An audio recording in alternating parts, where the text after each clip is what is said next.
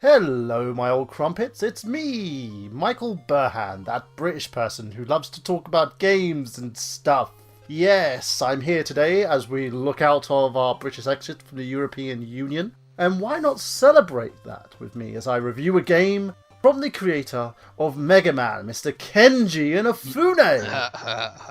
No, he wasn't the creator. He didn't create Mega Man. Okay then. No, not at all. It was a guy called Akira Kitamura. Akira Katamura did so. Okay. Yeah. Well, he just polished that up.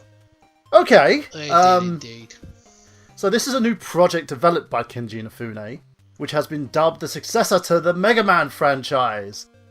Well, it's no, it's not the successor. Not actually the successor to the Mega Man franchise. It's more based on the Mega Man series, like the bosses then. and things like that, the power-ups and all that. So it's a game based on the Mega Man franchise. Is that better? Yes? Yeah. That's better for you. Okay.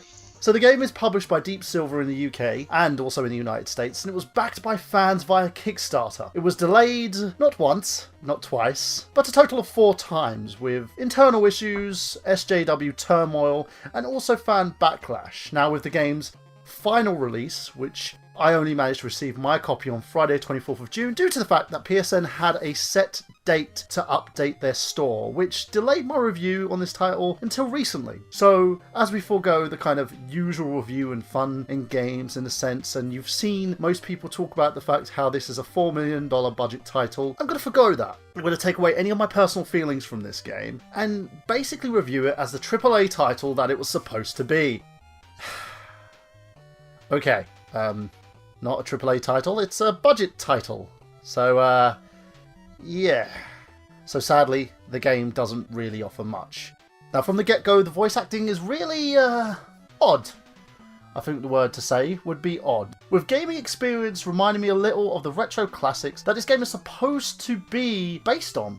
The fact the game is very hard when you go after the bosses, and also the fact that they leave you these funny little traps on the levels to make sure that the game is hard enough for you to succeed. But it is also kind of monotonous with the same bad guys, the same kind of foot soldiers, if you will, coming after you so you can steal their abilities. It does also run home the idea of the dash mechanic. It's like there's certain items in the level that you cannot get access to, or there's certain places that you cannot go to without this dash mechanic. So it has that kind of Mega Man X feel to the game. Now, if you manage to succeed, you can get power-ups similar to the way that Mega Man can utilize in his prior games, such as the boss power-ups that you can get by saving each individual Mighty. It does make the game a million times easier, and once completed, you can play all the DLC with also a character known as Rachel.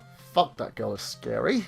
She's a female bot and also psychopath that adds the extra layer to the game, similar to how Zero did to the Mega Man X franchise. The music is a mismatch of complementary and excruciating sounds and really does nothing to kind of complete the level design. Now, if you go on to the retro backing music, it actually makes it a little bit better for you as well. And shout out to Megaran, who also produced a backing track to this very game. He basically created the game's major theme song and did it, I believe, within a couple of days while he was touring. So it does actually help lighten the game up a little bit and lift it up to give it that kind of AAA feel. Now, the level design is rather vanilla with a dark colour palette and could easily have made this game a PS2 AAA title. It boggles the mind looking at the development of the game and how Concept managed to take a game pitched as a AAA title and turn it into a budget title. And it really isn't that great a game. It's okay, it's something you can pick up and have a little fun with, but you really can't get much of it. If you're looking for that kind of Mega Man retro game feel, then it'd probably be a nice little pickup for you as well. But it doesn't really do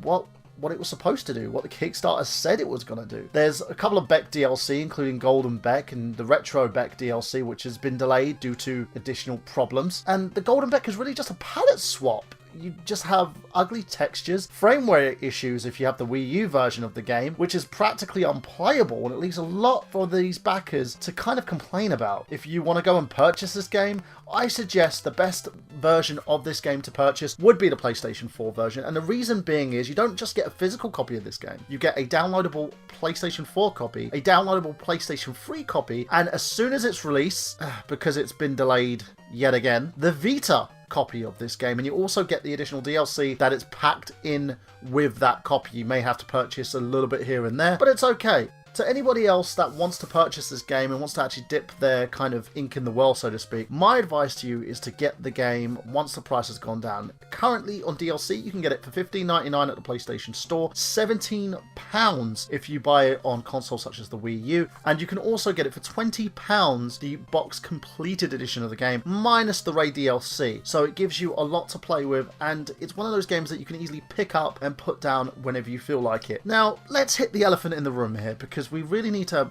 understand exactly why this game is basically not a Mega Man game. And the reason being is, if you look at the cloning kind of abilities from the Mega Man game, it does have that. It does it pretty well, but it doesn't execute it as well as it should do. So you have a couple of ideas on what you're going to do and how you're going to do it. It has a playtime around about 6 hours if you're really good. If you're like me and you like to casually play this game, I could probably see myself go through this game within 8 hours. And that's the thing. It's a damn shame because the game handles rather well. You have complete control over the character. The dash mechanic seems okay, yet monotonous. It's kind of not the be-all and end-all of a gaming experience, but it's kind of okay. It's one of those games that I would really want to hate based on the fact that the Kickstarter was so awful and the issues that we had. You can just go and see my other video to go and check that out. But I just really don't think it's one of those things that you need to really complain about. It's a game. It's pretty much like those retro titles that we've actually listened to and played and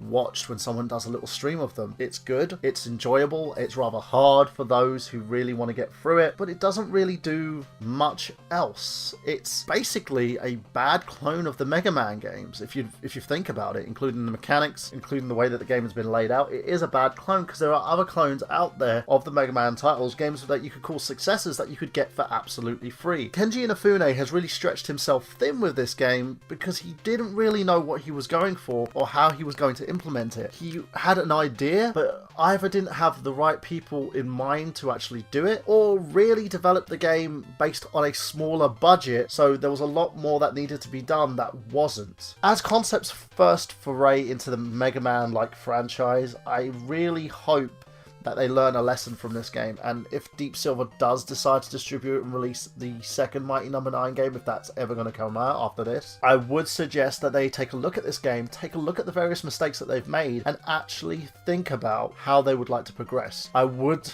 also like to suggest to Mr. Inafune to stay away, and I mean this, stay away from the Kickstarter forays, because as far as I'm concerned, I think a lot of the negative hype and press that this game has gotten is due to the fact that the game's Kickstarter was so bad. And if you are a Mega Man fan, I would suggest buying this game just for the point of having the experience. It does make you want to play the old titles. It's a good budget title, and if you're willing to pay a couple of pounds out of your pocket in change, it would be great for you to get eventually. But the problem is, I wouldn't justify this game as a standalone title on any console apart from the PlayStation 4 because of the fact you get so much more for so less in terms of poundage. It's currently priced at £20 here in the UK and $30 in the United States. You do get a lot more for your money. Now, down to my score. And with the opinions of the Kickstarters aside, and knowing that the game was supposed to be a AAA title, I will say it does warrant a score out of a 3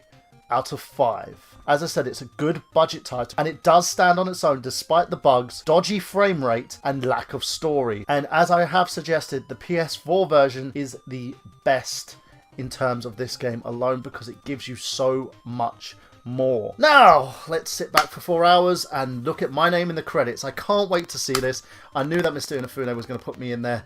I can just add it on there and as my first producer title in the gaming field. So much later that the old narrator got tired of waiting and they had to hire a new one.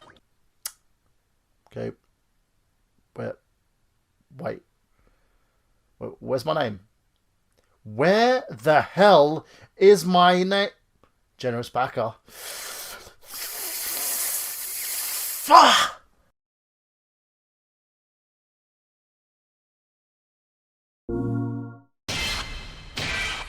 You see this game right here? Yes, sir. This is Mighty No. 9, and all it wants to be is fun, and challenging, and fun, and replayable as hell. And oh, did I mention fun? Bring it on. And there's a million ways to play this game. You like fighting bosses? Boom! Boss Rush Mode, baby! You want to tackle all the challenges we got? On it. Here's a challenge mode for you. Next. Oh, what's that? Make it harder. You asked for it. One-hit death maniac mode. But that's just what we call it. You'll be calling it, why are you doing this to me? And of course, you can go online and team up or face off against your friends, or strangers, or even that weird dude who lives down the street whose name is probably Vernon, or some other creepy thing. What just happened? Sorry, got lost there. Check out this montage.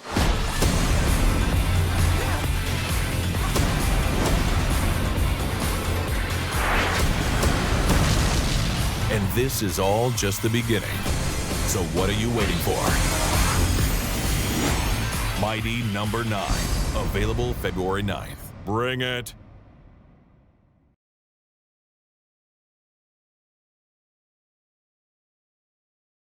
PlayStation